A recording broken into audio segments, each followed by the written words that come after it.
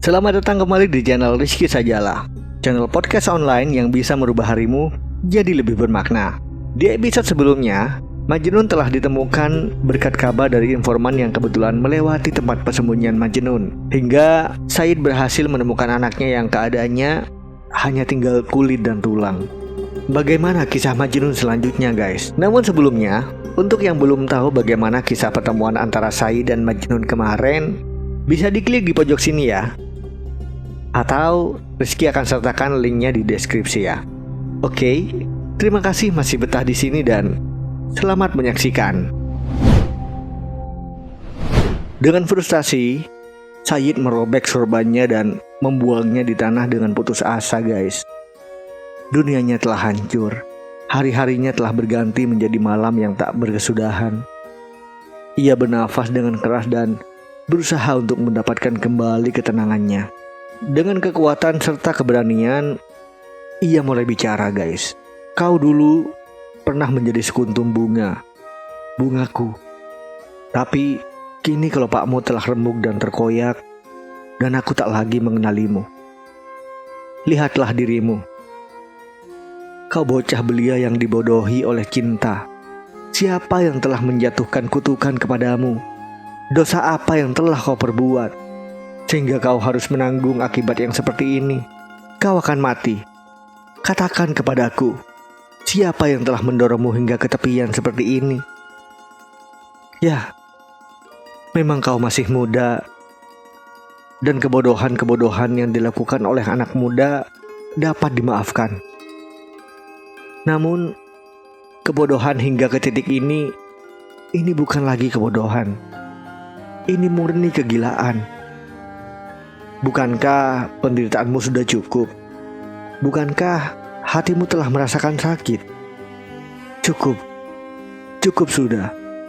Hasratmu ini menghancurkanmu, aku, dan kehormatanku. Bagaimana kau bisa kehilangan kontrol dirimu jika kau tidak dapat melihatnya?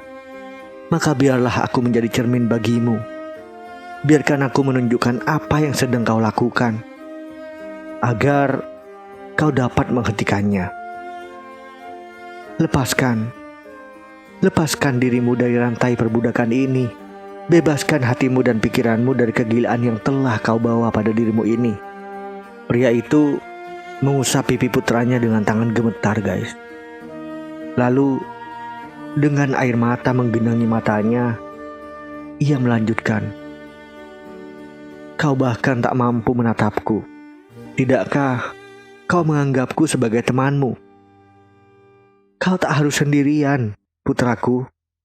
Mereka-mereka yang melarikan diri dan berusaha untuk tetap menyendiri akan terus sendirian dengan kesedihan mereka. Kau tak perlu melarikan diri. Setidaknya bukan saat ini, karena masih ada tempat untukmu di hatiku. Jangan lupakan bahwa kita memiliki darah dan daging yang sama. Saat kau mengerang-erang demi cintamu, aku berduka untukmu. Saat kau merobek-robek jubahmu dalam keputusasaan, hatiku terbelah menjadi dua. Saat kau terbakar, aku juga terbakar.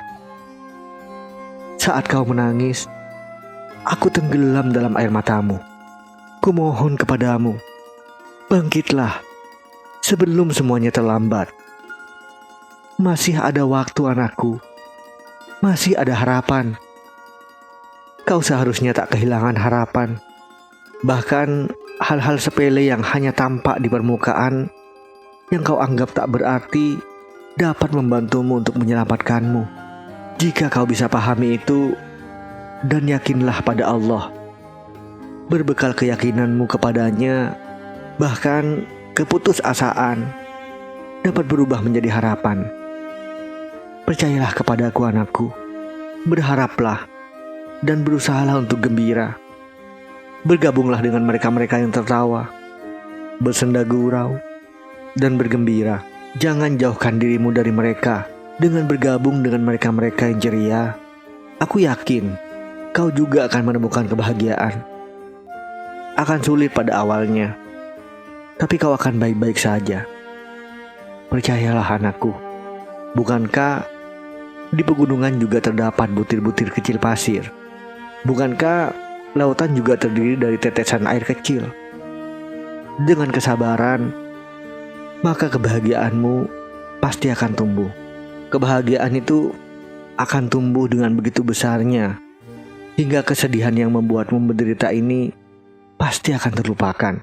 Yang kau butuhkan hanya waktu dan kesabaran.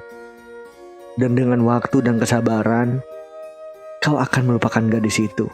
Hal itu memang benar. Lagi pula, mengapa kau berikan hatimu kepada mawar yang mekar tanpa kehadiranmu, sementara kau masih tetap berkubang dalam debu? Hanya hati sekeras batulah yang mampu menghancurkan hal seperti milikmu. Karena itulah yang telah dilakukannya. Oleh karena itu, lebih baik kau melupakannya. Putraku tersayang, kau lebih berharga bagiku daripada kehidupanku sendiri. Kumohon kepadamu, kembalilah pulang. Apalah yang bisa kau temukan di pegunungan ini kecuali rasa sakit, kesendirian, dan air mata. Jika kau tetap berada di sini, kegilaanmu akan semakin menjadi-jadi dan pada akhirnya kau akan menghilang selamanya. Bahkan bagi dirimu sendiri, pedang kematian sedang bersiap-siap di atasmu. Seperti halnya ia bersiap-siap untuk kita semua. Karena itu, selagi masih ada waktu, kembalikanlah kesadaranmu. Tinggalkan mereka, tinggalkan neraka ini dan kembalilah kepadaku. Pilihlah kebahagiaan, bukan kesedihan, dan buatlah musuh-musuhmu menangis, anakku. Majnun mendengarkan dalam diam saat ayahnya yang tua itu membuka hatinya dan mengeluarkan kesedihan serta harapannya. Setelah ayahnya selesai berbicara, ia memberikan jawabannya. Ayah adalah kebanggaan bagi seluruh masyarakat Arab dan ayah juga adalah penguasa dari semua yang terlihat. Dan ayah adalah ayahku yang kucintai dengan sepenuh hati dan kuhormati. Ayah memberikanku kehidupan. Semoga ayah tak akan kehilangan hidup ayah. Dan semoga aku tak akan kehilangan ayah. Ayah, aku berlutut di hadapan ayah sebagai budak ayah. Meskipun demikian, ayah memintaku untuk melakukan hal yang tak mungkin. Karena aku tak memilih jalan yang telah kuinjak. Aku telah dilemparkan ke jalan itu. Aku dirantai dan dibatasi oleh belenggu yang terbuat dari besi. Namun, bukan aku yang meletakkannya di sini. Jika aku adalah budak cinta, maka hal itu terjadi karena takdir telah menetapkan demikian. Ikatan takdir tak dapat dilepaskan begitu saja. Aku tak mau melepaskan belenggu ini. Aku tak bisa melepaskan diriku kecuali takdir melepaskanku terlebih dahulu. Apakah bulan bersinar karena keinginannya sendiri? Apakah air laut pasang karena kehendaknya sendiri? Carilah kosmos dan periksalah setiap makhluk hidup, dari semut ke gajah, dan ayah tak akan menemukan satupun makhluk yang tidak diatur oleh perintah dan ketetapan takdir. Ada sebuah batu di dasar hatiku.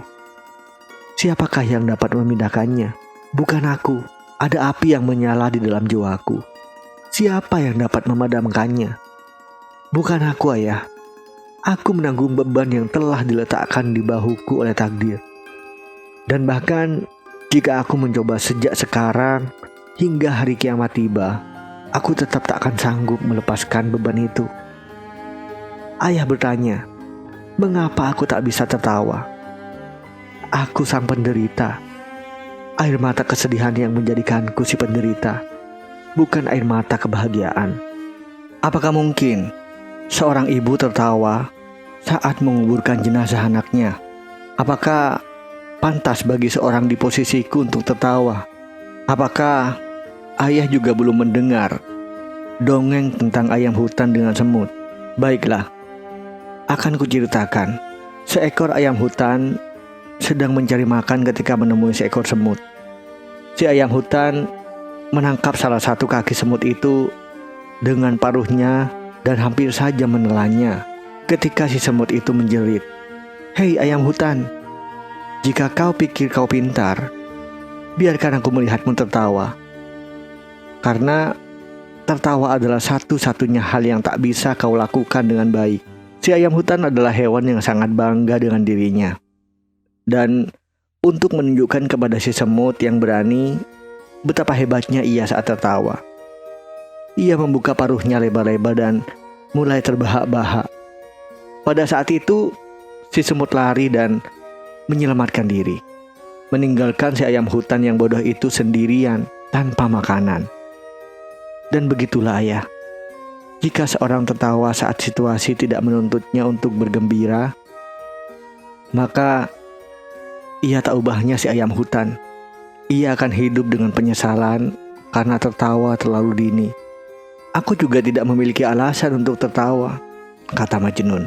Bahkan keledai yang sekarat takkan menurunkan muatannya hingga kematian benar-benar merenggutnya. Lalu, mengapa ia harus takut pada kematian? Ayah memang telah memperingatkanku. Namun, pecinta macam apa yang menganggap ancaman kematian secara serius?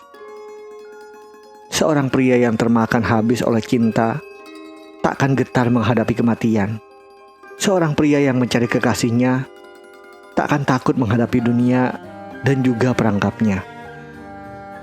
Mana pedang yang sedang bersiap-siap di atasku?